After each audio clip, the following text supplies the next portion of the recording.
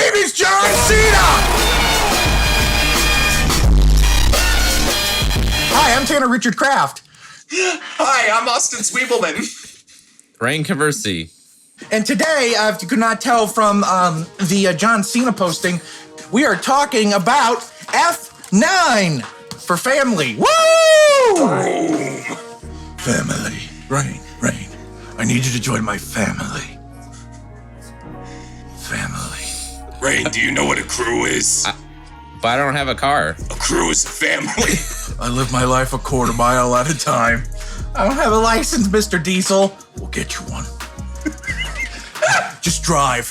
Drift this truck. Now watch this drive. Oh, man, I am so excited to talk about the newest entry into the Fast saga. But before we get into this new shit, I would like to briefly touch upon our previous experience with the franchise. And we'll start with you, Rein. Oh, okay. So let me tell you about the two greatest film experiences of my life.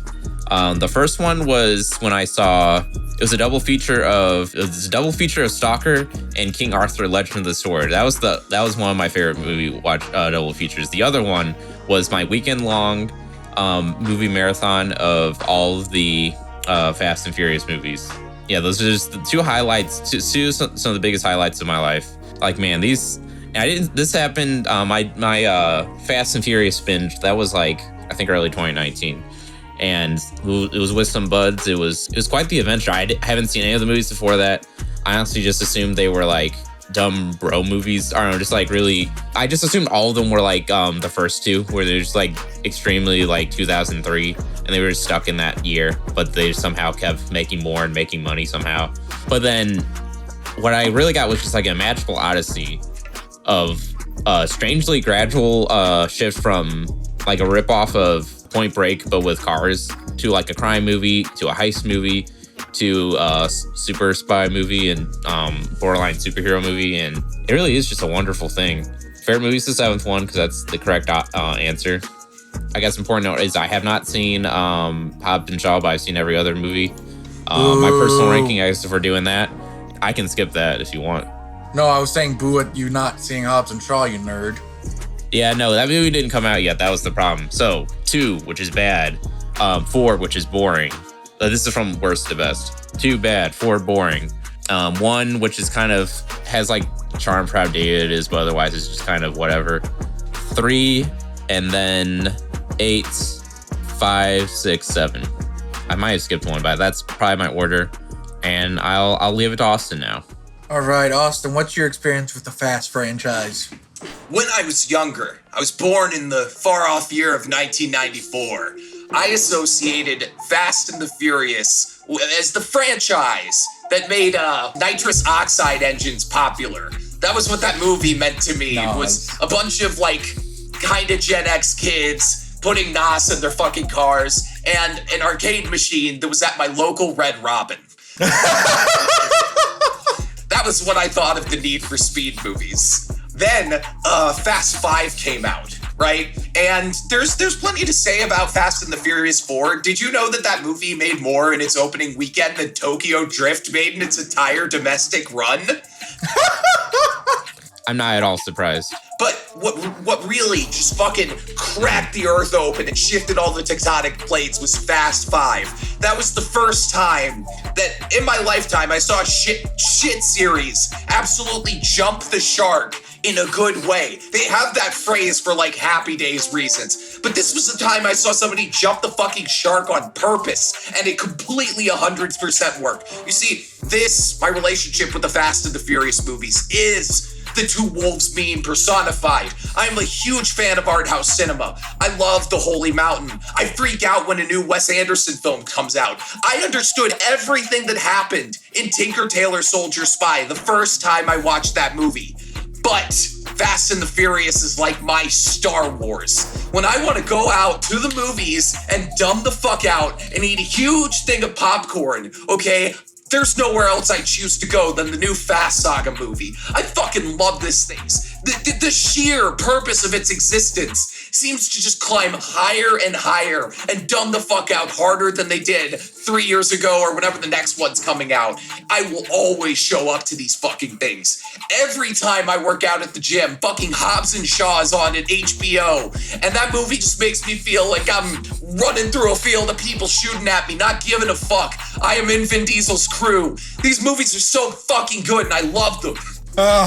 Something I want to say is something I love about this series is it feels like how the Pokemon universe, like the entire economy and all the governments of the world, they all revolve around like Pokemon. The Fast and Furious world feels like that, but with cars.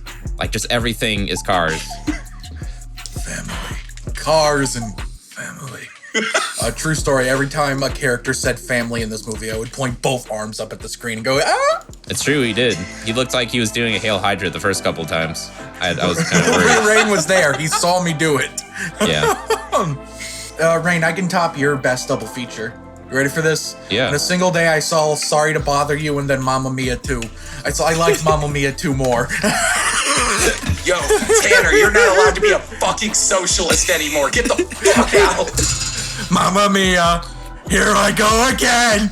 No, my history with the Fast and Furious franchises, I really didn't get into it around the time 7 came out, because there were a couple people in my high school who were car people. They were obsessed with cars, and you might as well have said their idol was Paul Walker. And Paul Walker meant everything to them, so when Paul Walker died, these guys are like hardcore, later became Trump supporters, right-wing, sort of like a man's manly man, and I'm a man that does manly man things type of people. Like the people that is like just a Home Depot personified. When they came to school that day, they were crying. These men never cry, and they were crying when they found out that Paul Walker died. So it kind of piqued my interest, and I was like, what's going on here? So I watched the first movie and went, that was Point Break, but with cars. I watched the second movie and I went, that feels like Tyrese's character was originally written to be Vin Diesel, but Vin Diesel didn't want to come back. And then I watched Tokyo Drift and went, I get it now. Tokyo Drift just recontextualized everything to me. These aren't serious movies. This is trash house cinema, but it knows it, and I love it. DK. Exactly. Donkey Kong. Drift King. Yeah, there's something about like the beauty of it, because normally I'm not a fan of like, I love So Bad They're Good movies, but not when they're being intentional. But somehow these films, they get the right balance. Like they have just the perfect spice. Sorry to interrupt you. That needed to be said. You and I were walking out of the theater of this one and said, we figured it out. It's the directors and writers are treating this goofy. The actors are taking it seriously, or at least everyone surrounding Vin's world is. Yeah. Vin Diesel thinks this is The Godfather and Godfather Part 2, all right? Vin Diesel thinks he's God's gift to cinema and that the Fast and Furious franchise are the most important movies ever made. And you know what? He's fucking right. Eat your heart out, Francis Ford ass shitala. Vin Diesel's on the scene. All right? I watched 4, 5, 6. I fell in love. I watched 7, and I then became a grown-ass man crying about Paul Walker's death. Wiz Khalifa said, I'll see you again. And I started sobbing. And then Vin Diesel said, you'll always be my brother. And god damn it. Fuck. He's doing it again. Oh. We need a counter for how many times this happens. To Tanner cries. Oh, it's hard to say how well done that tribute to Paul Walker was at the end of the Furious 7 with the montage of all of his previous movies. I didn't grow up with those movies, but in that moment, I felt like I was raised on the Fast and Furious franchise. You could feel the love and outpouring of support and everything from everyone from the franchise and how much they missed their friend. And they've tried to do that 2 more times since then with increasingly funny results. At the end of 8, where it's like, I have a son, and you know what we're going to name him? Dolly on to the Vin Diesel, Brian. And everyone's like, hey! And in the theater, I'm thinking, isn't Paul Walker's character still alive in universe? This is just this weird thing where you name your son after your best friend. Is that what's going on? And then in this movie, they're like, oh, there's an empty table. He's on his way, cuts to his car driving in. I even said to Rein, I was like, they're gonna keep milking this, aren't they? I don't know. I feel like it comes from a place of love. But yeah, I love the Fast and Furious franchise. They're goofy, they're stupid, and yet somehow they get Helen fucking Mirren to be in these movies. Charlize Theron, well respected, highly regarded performers, and they're in these movies. And you love it. I have loved the movies up until this point. Justin Lin has, of course, directed most of them. James Wan directed the best one. Scott, dude, whoever the hell directed... Fitzgerald? F. Scott Fitzgerald directed Fate of the Furious. No, the Straight Outta Compton guy directed Fate of the Furious. I was just excited, to see more, because no matter what, they're fun. They give me the happy juice. They put a big smile on my face, and every time I walk out of the theater knowing I just had a great time. With the past 8/9 movies, Hobbs & Shaw was a bit of a letdown, but I still had some fun with it. It's context. I was dealing with personal stuff at that time. Okay. You have to understand, that was like 2 weeks after left me. The Rock. Yeah, after The Rock left me. he broke off our engagement, Dwayne The Rock Johnson did. So, Rein, I'm curious, what do you think of... God, I love that we can just call it F9, and everyone's like, yeah, Fast and the Furious. We don't need words. We don't even need more than 2 characters. F9, fuck you. You know what it is. Rein, what did you think of F9? I saw it, when did we see it? Like over a week ago at this point? About 10 days ago. Yeah, it's been 10 days, and I'm still not 100% sure how I feel. Like, for starters, I did enjoy it a lot. I feel like my immediate thoughts, quick to the point, immediate thoughts are that, like, it's probably the least good of the new movies since 5. Like, probably the weakest one for me personally. And I'm still trying to figure out why. I do enjoy it a lot, but I don't know, I guess something I don't understand is everyone's saying this is like, a lot of people who were kind of lukewarm on this one were saying, they went too silly this time. It was too ridiculous. And I can't say I agree at all. If anything, it was, other than, the big subplot of, we gotta go into space, this is probably the most subdued Fast and Furious movie in, compared to, like, Superman, Hobbs. Zombie cars. Compared to zombie cars, compared to The Rock punching a submarine or whatever out of the way, this is I don't know, I don't think being too silly was a flaw with this movie. It was honestly, maybe they were trying too much, there were maybe too many attempts at just like straight drama that just weren't melodramatic enough for me, and maybe that was why. None of the drama went quite far enough. Like, I thought there were just too many flashbacks. Like, there was more flashbacks of The Rock's, of The Rock, who wasn't in this movie. Of what's his face? The Vin Diesel. Vin Diesel? Who's the villain? Who's the guy? John Cena? John Cena. I can't remember names to save my life. Of John Cena. He's like, his flashback characters in the movie more than him, it seems like. Like, his whole motivation, it wasn't dumb enough for me. Like, it was dumb, but it wasn't dumb enough. And all the stuff with the dad, like, it just wasn't bombastic enough for me. Maybe, I think that was why. And there just wasn't enough family. Like, I wish there would have just been more. There wasn't enough Han. That's the real reason. Everything else I said in the past, 2 minutes is a lie. There just wasn't enough Han. More Han! And yeah, you know what? Speaking of family, we're all making these family memes and these family jokes like we're some family guys.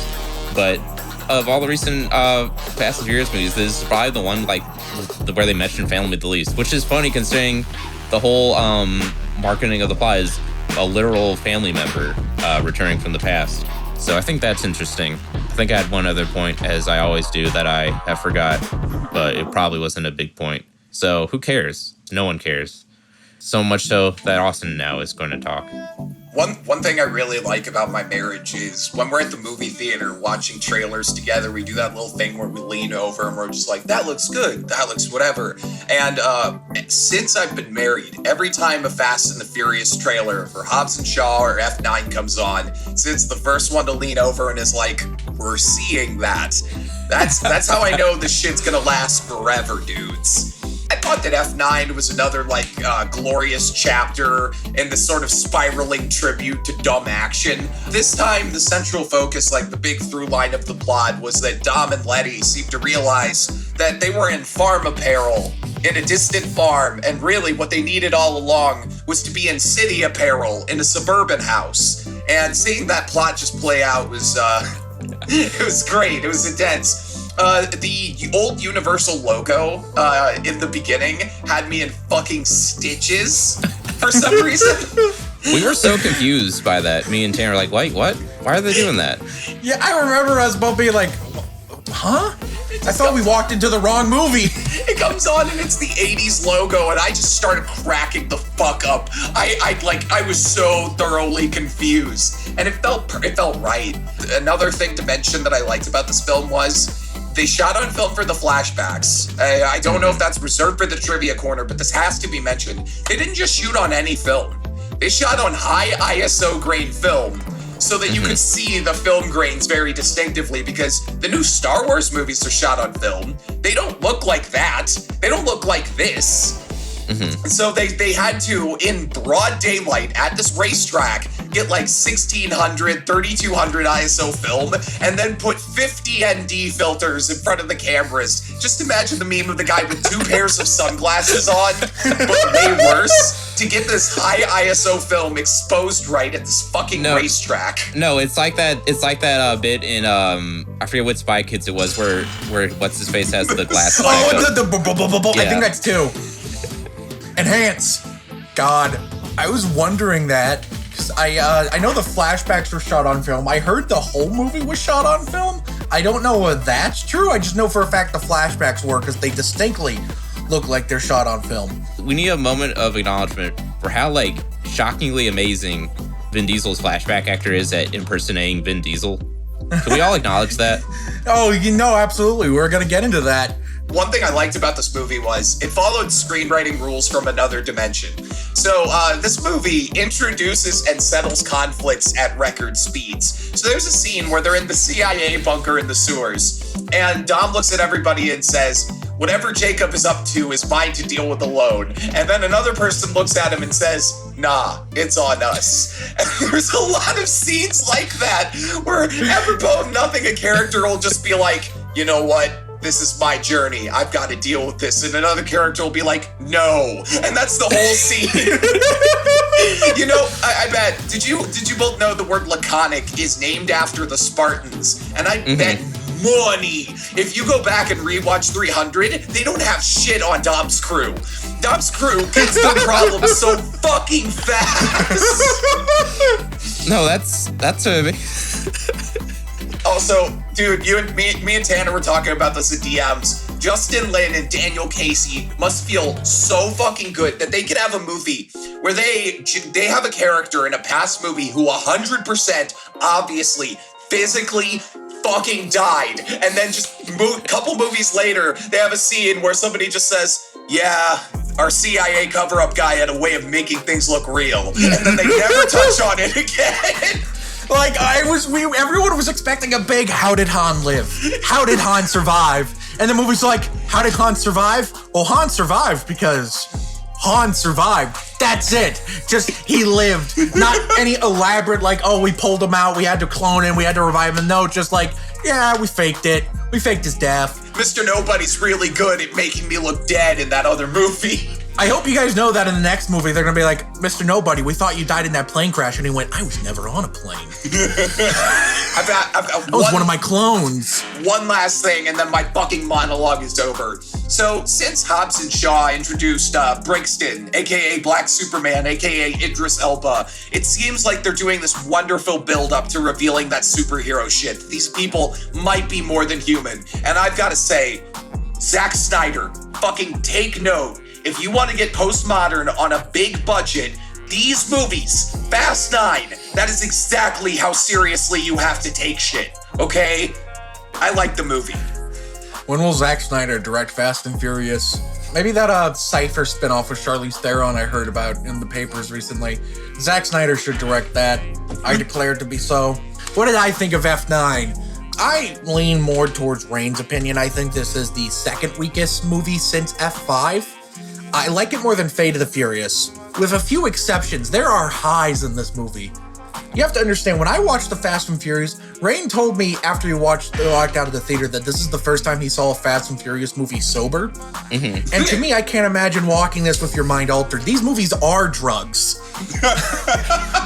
You want to know how I get high? I watch the Fast and Furious franchise. It's better than cocaine.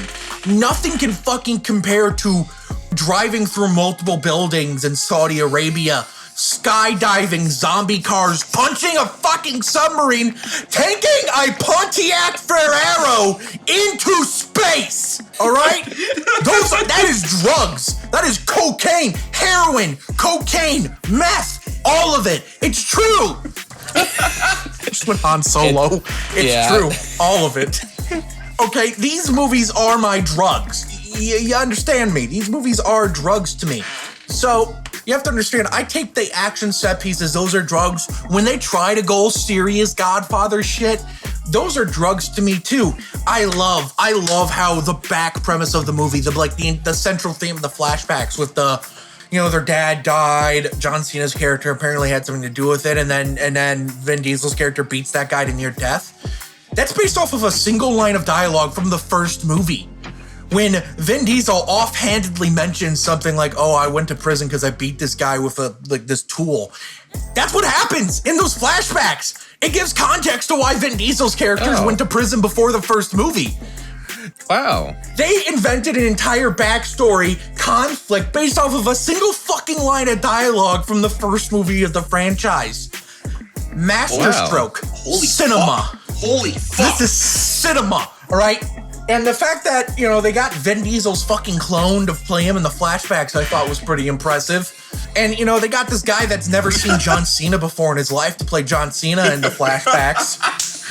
God, where do I start? They finally went to space. They fucking did it. They went to space. They brought back the Tokyo Drift crew. They brought back Bow Wow. Remember when you guys first watched Tokyo Drift and you think, wow, the Tokyo Drift crew, they don't really have a lot of chemistry and they're real awkward to each other. You think 15 years later, Justin Lin would be like, all right, we know how to fix this. No, they're just as awkward at each other. I'm still not convinced that the main Tokyo Drift guy... No one knows. I don't know that actor's No one knows name. his name. I know it. I want to say Lewis Black, but I think that's a different purpose. That's like a comedian. The comedian. Oh, that plays anger in Inside Out. Lucas Black. I think his name's Lucas Black. Lucas Black and Bow Wow, I'm still not convinced they didn't just meet the day of shooting, even though I know they shot a movie together 15 years ago. It still feels like they met day of. All right? I don't care. Cars in space, sure. And I love how when they finally go to space, they don't go over the top of it. They're like, we have to treat space as it is. We have to go slow. And that made me love it more. I love that they weren't doing warp speed because we got to save that for later when they travel through time. Because they're gonna fucking time travel. I guarantee you, why do you think they hired that young Vin? They're gonna use him again. I guarantee you. I guarantee you the next movie will have time travel. You know it to be true. Tyrese, this whole thing about maybe we are invincible. And I love how Tyrese is the only one being yo, how the fuck are we not dead? When he was surrounded by 20 guys with machine guns. Let me finish my rant. Okay. 20 guys with machine guns, and he just goes, blah, blah, blah, blah, blah, blah. I don't even think he fired 20 bullets, but he still killed everyone. It's fucking incredible. I love F9, all right?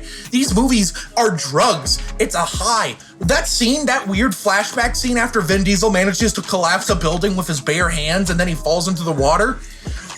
That weird flashback scene, I thought I was high. I thought someone slipped the drink I didn't drink. I thought I was on drugs. I was losing my fucking mind thinking, holy shit, what is going on?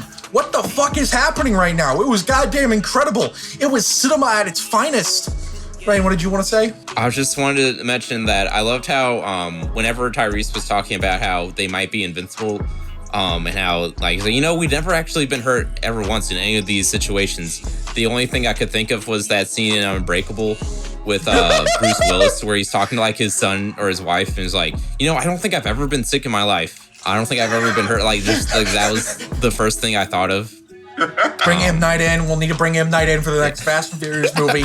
Crossed it over with the French. So, okay, here's my new theory. You just gave me a theory. Unbreakable Split Glass, prequel to the Fast and Furious universe. Prove me wrong. Anyway, it's all connected, baby. These movies are fine glasses of wine and also the trashiest moonshine you ever butt chugged, right? This is high art and low trash. It is everything in one. F9 is a masterpiece like the entire Fast and Furious saga is. The only thing this was missing was a line like, I'm Black Superman. Just something so stupid and self-aware. It was missing something like that. I do think at times the movie felt like an imitation of the previous entries. I think that's because for the first time ever, they didn't have, what's his name, writing these movies, the same guy that's written them since, like, Tokyo Drift. Yeah, these movies are high art, they're cinema, they're everything you want from your dumb, goofy action franchise. I fucking love these movies. And I thought this one was just great. It was awesome. I had a great time with it. Even though I felt it was a little weaker at points, like at that point, it doesn't matter. You don't rank the Fast and Furious movies on the same metrics you rank other movies. These exist in their own quantity of space-time, all right? These exist in a different universe from our own. People that don't like these movies, I straight up think I don't trust them. They're probably criminals. Yeah. All right? If you say you don't like Fast and Furious, I don't trust you. I think you're a bad person and you're probably a Nazi. That is my opinion. I don't want them as my neighbors. Not in my backyard. People that don't like Fast and Furious movies should be on the sex predator list as far as I'm concerned. That's easily worse than pissing in public. I want to ask you two a question about a specific scene. So, little dictator boy, John Cena's partner, right? Albert, or whatever the fuck his name is. There's a point where he's talking to Charlize Theron in her prison of quasar lights. Oh, we're talking about the Star Wars metaphors? Yes, we're talking about the Star Wars metaphors, baby. Ray and I kept looking at each other during that scene like, what is happening right now? What is happening? We thought it was just going to be a Yoda joke, but then it kept piling on. That was the one scene I just can't defend. I don't know what to feel about it. No, that gave me the biggest high. I thought it was stupid at first, like not even funny stupid, but then like they kept going, it got so far. It rolls back over. Yeah. It's like the Simpsons joke with the rake, I think is it? Where they step on the rake 13 times. Yeah. God, that scene was like, you know how you usually snort cocaine? This is like if I melted the cocaine and then injected it straight into my veins. That's what that scene was. I don't know how drugs work. That's that was my first band in high school, injectable cocaine. We played it prom. All right, this next question may be brief, if at least our pre-talks are any indication, but I'll ask it anyway. Rein, what did you think of John Cena as a villain? Gotta say, I was kind of disappointed. Like, when I saw the trailers for it, and I was like, oh, he's a perfect fit for, like, a Fast and Furious movie. This man, like, he has, like, a good stage presence, at least in the stuff I've seen. He has a good stage, in Fred too, that sort of thing. Dad, what are you doing? Gonna eat some sandwiches! But, no, he has a good stage presence. Arguably, he goes too far with it, but, like, he has a self-awareness. Like, he understands he's kind of a meme. And as long as, like, he keeps that under control enough, I could see how he would have been a good fit for one of these movies. But, like, it's not really his fault. It's like, almost entirely just, like, how his character was written. I don't know. He just didn't have much to work on. It was just kind of too... He was kind of one of the worst things, I guess, a Fast and Furious movie could be. He was just too one note, just kind of okay. Kind of a flat line. As an action presence, he was kind of fun. I gotta say, I would have been fine if they just never addressed how him and Vin Diesel don't look similar. I would have even been fine. They could have just been half brothers. Like, just that's the 2-word thing to explain it all. It would make sense. Oh, they're both chunky guys. They got that from their dad or whatever, and they got the different stuff from their mom.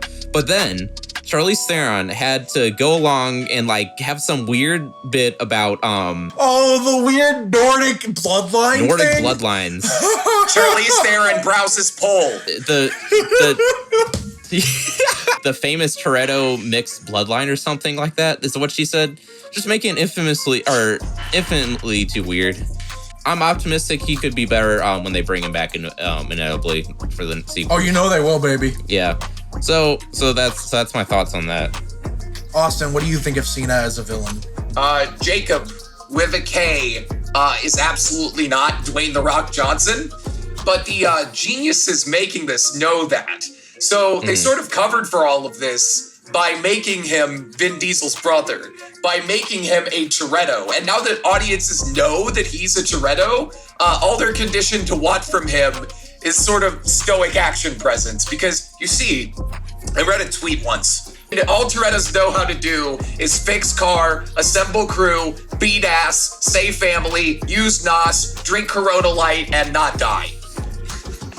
Jacob is a villain. Also, he got the glamour treatment. Like, John Cena doesn't know how fucking good he has it. He gets to be the villain, and then he gets to be family by the end of the movie. You know, I think it was for me. If we're like getting out of the cocaine phase, I thought it was more interesting when John Cena was just a cold-blooded killer in the beginning of the movie, and you assume that he just killed his dad. Like, that was so much weirder, and I didn't know where the movie was going. But now, you know, analyzing it afterwards, because let's face it, when you're watching a Fast and the Furious movie, maybe I turned my brain off too much, because going back over what we were presented, the reveal at the end of the movie when him and Vin Diesel decide to become family again, it was there the whole time. It was obvious that he wasn't just some pissed off child who fucking murdered his dad. I thought he did okay. I thought the master stroke was making him a Toretto, and I hope over the course of the movies, now that he's family, he can get a chance to have more of that classic John Cena presence. Maybe go invisible. I think what it is that the role just doesn't play to John Cena's strengths as an actor, I think. I think that's my problem with it. It's just something I realized as I was listening to you. So I was agreeing with Rein up until like 2 days ago when I completely talked myself into this. John Cena is the best villain in the Fast and Furious franchise aside from Dwayne Johnson. All right? No.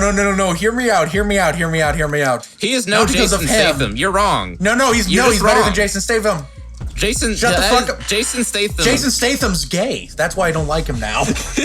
No, Jason Statham, let this be known, has unironically the best villain opening in any movie. Like any movie, yes, the best villain introduction. The hospital scene is incredible. But hear me out. It's because they are brothers that he is the best villain ever. Here's why. The Nordic bloodline thing is fucking weird. But the scene where Helen Mirren comments like, oh, of course you two are related. You have similar chins. Master stroke. Because you know what? If I wanted to try and find a way that Vin Diesel and John Cena look similar, the last thing I would pick is their chins. They have completely opposite looking chins. These movies don't give a fuck. They don't give a shit. They don't care. And I love it. It's drugs. You understand? It's cocaine. No, it's heroin. It's heroin. It just puts me into pure ecstasy where I don't think, okay? Making John Cena the villain and the brother is a masterstroke because then he gets to become the hero by the end. And also, like, giving him a weird, like, oh, king's son shit as a sidekick, that ruled. I think my favorite scene in the entire movie might have been when John Cena Vin Diesel goes to him in London and he's like, family, gun. And Cena's like, family, gun, I was in Bumblebee. And, you know, and then as soon as Vin Diesel pulls out the gun, his sidekick shows up and it's like, technically this is an embassy. And I went, what? What the fuck? And he gets arrested by Interpol and I'm like, oh, how's Vin gonna get himself out of this one? And then Rein can confirm what I'm about to tell you. The best scene in the movie happens. Maybe the greatest scene in the history of cinema. Oh, God. When the Interpol people remove their backs to reveal it's Cardi B and a barrage of beautiful women. And I shit you not, I had this face on the entire time. Couldn't understand anything she was saying. Did I not, Rein? Oh, here's the thing. I agree. I'm on the same page with Rein. Could not understand a goddamn word of what was going on. Couldn't understand a lick that was coming out of her mouth. I couldn't tell if it's just because Cardi has a thick accent and I have trouble reading through it sometimes, or if I was just so dumbfounded that she was there that I couldn't think. I choose to believe she was playing herself.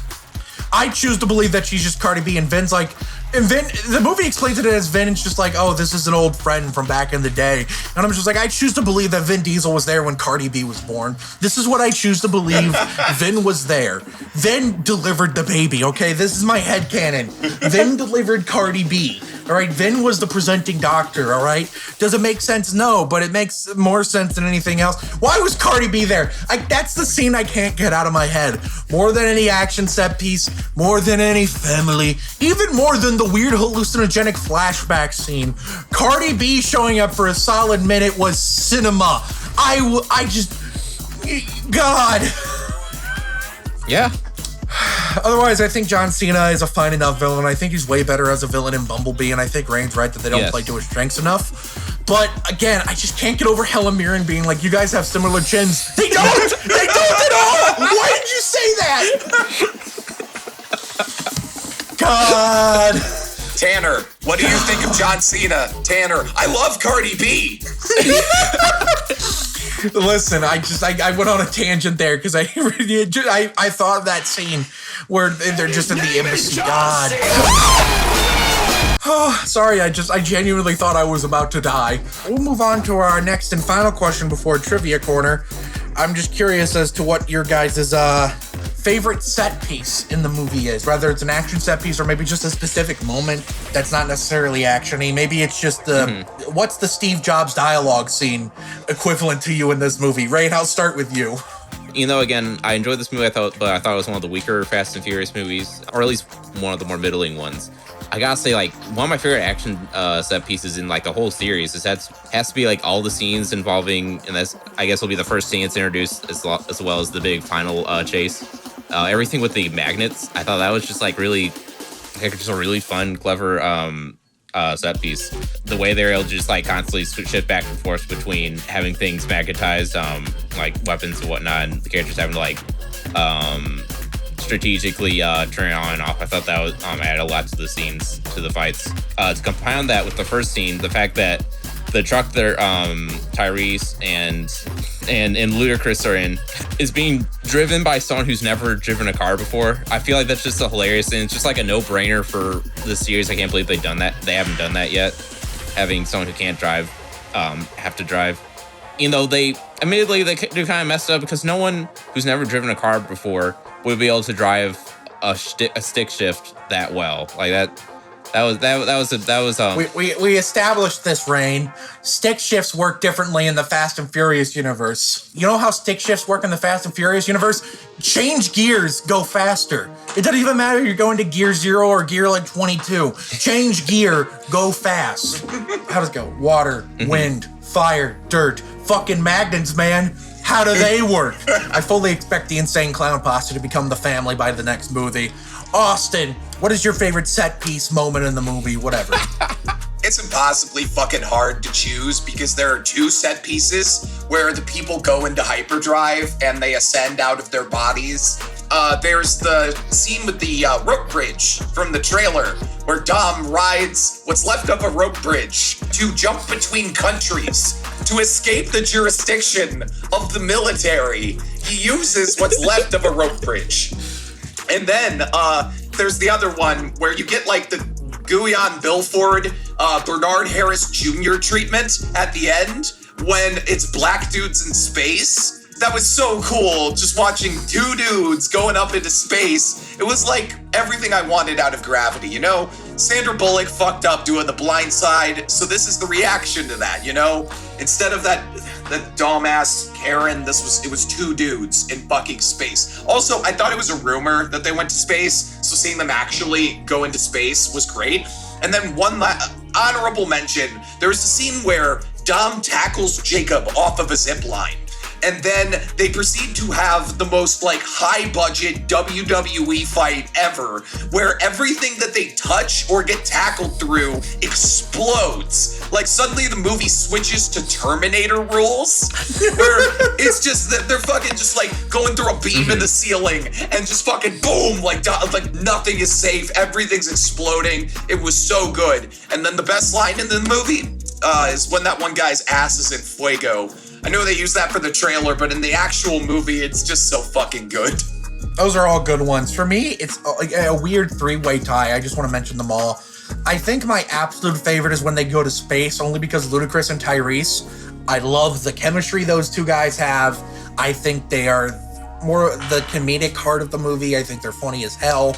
And just every line of them in space is pure gold. When they actually go into space and they're in 0G and there's just a bunch of fucking candy wrappers and Ludacris won't stop roasting the guy.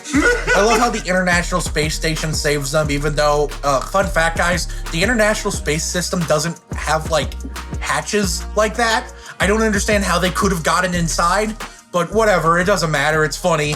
Did you look that up for this pod? No, I just know that because I'm a space nerd. Okay. I just know that that's not how the International Space Station works. But I don't care because it's amazing. And they were you up there? Have you been up there, Tanner? Yes. Have you been up there, Tanner? Yes. Oh, never mind. You were there with me, Rein. Tanner is the only surviving member of the Challenger mission. Yeah, I was a baby.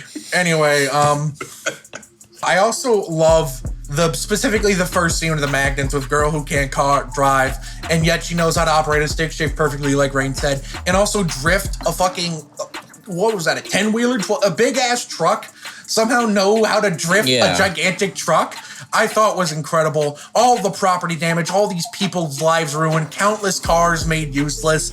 I love it. I don't give a shit about those people. Their cars are nice, therefore they are rich, therefore they are bad.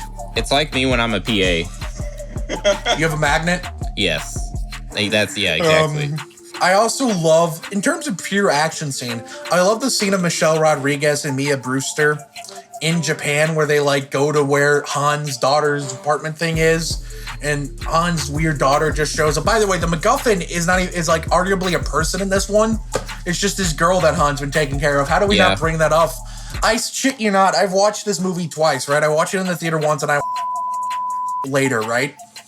I shit you not, I don't understand what the weapon does. I still do not understand what it does. Project Ares? None of it It just hacks stuff. It just hacks stuff. It takes over everything with code and lets you target the missile system at anything. Yeah, it's just amazing. That's another thing I don't like about this movie. It's just the whole thing. It's not stupid. It's not zombie cars. It's just they hack everything. I love it though. Either way. But I love the actual action scene because for some reason, inexplicably out of nowhere, Mia Brewster's just in this one. And also she's actually participating in the action with Woohoo Girl Power, even though it was kind of random. I remember Rein and I remarked on that afterwards how funny it is that Paul Walker's character is just the babysitter. If Paul Walker was still alive, there'd be a really awesome spin-off movie that's just him and the adventures of babysitting, and it's a shame we'll never see that. It'll be like The Pacifier with Vin Diesel, except the roles are switched. Exactly.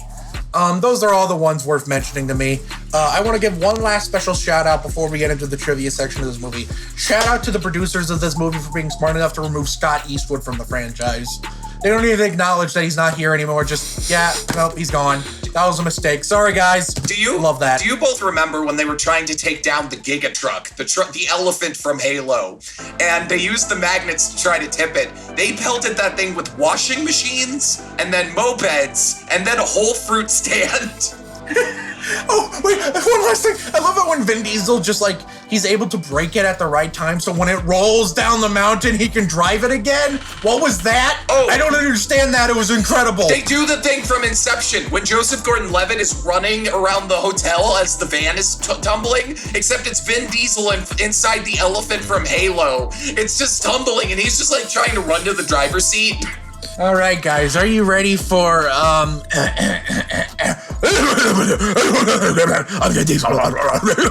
Tanner's Trivia Corner? Tanner's Trivia Corner. You guys ready? Yeah. I am now. Here's some fun trivia for you. This is I mentioned on this earlier. This is the first film since Too Fast, Too Furious to not be co-written by Chris Morgan. This is the first film in the franchise since the second one. Mm-hmm. Red Digital Cinema paid heavy product placement for their Hydrogen One smartphones in the movie, right? They paid a lot of money for that product placement. However, poor sales of that smartphone caused the company to discontinue it and completely exit the smartphone business in November of 2019. Whoa. Way before it was actually originally supposed to come out.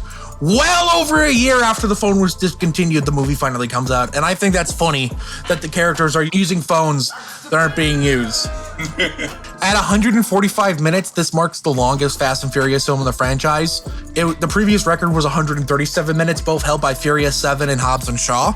So here's a fun fact for you that I didn't notice until I watched it the second time. So the pit crew, remember in the opening race sequence how there's a pit crew and Michael Rooker's there? By the way, I forgot to mention this, that Michael Rooker's in this movie, and that's kind of random and cool.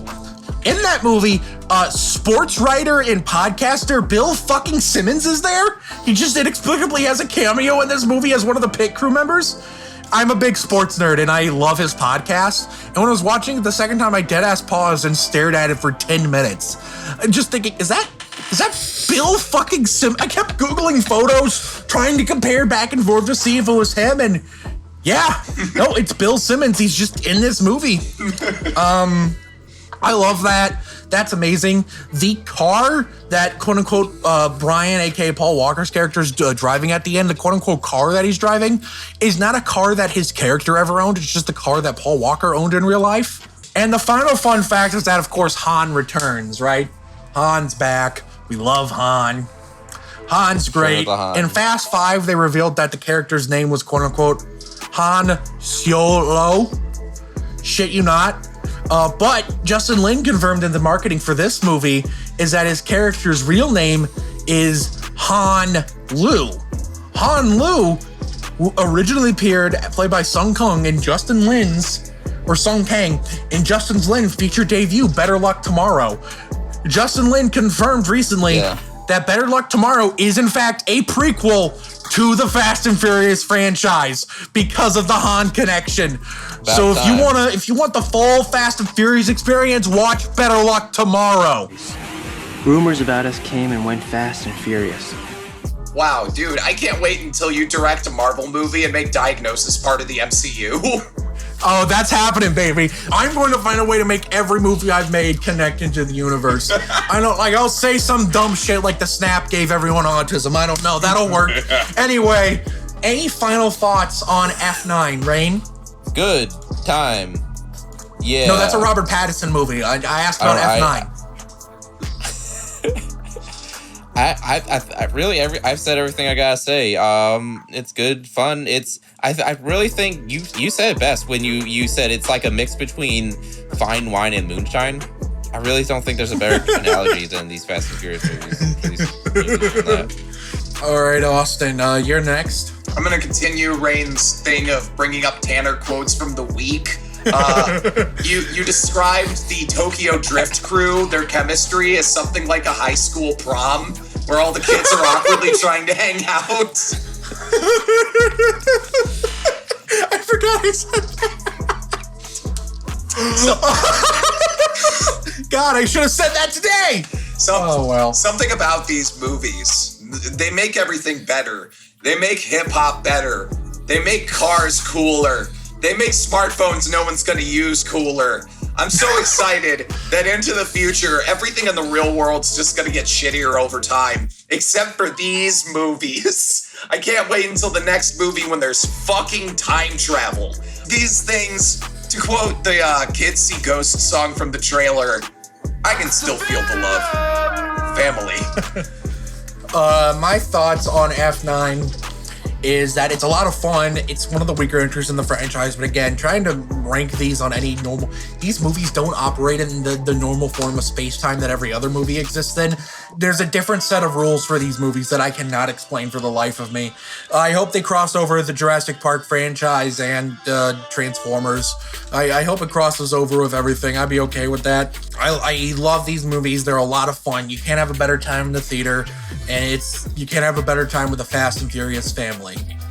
And speaking of family, you are now my family. Thank you very much for listening to this podcast. If you are listening to any of the audio platforms we're on, make sure you leave a review because it helps boost us in the algorithm. And if you are watching this podcast on YouTube, thank you very much for watching. Comment below and let us know, what do you think of F9? Do you want us to cover the rest of the Fast and Furious movies in the franchise? How similar do you think John Cena and Vin Diesel look alike? Comment below and let us know. And while you're down there, go ahead and hit that like button so we know how much you like us. Hit that subscribe button so we know how much you love us. And hit the bell icon so you know exactly when we upload new videos. Thank you very much for watching. Make sure you tune in next week when we cover Black Widow. And I will see you next time. Peace, bitches. Don't tell Joe I did that. It will be a surprise. I slid my ticket across the table and I said, "Sorry, guys.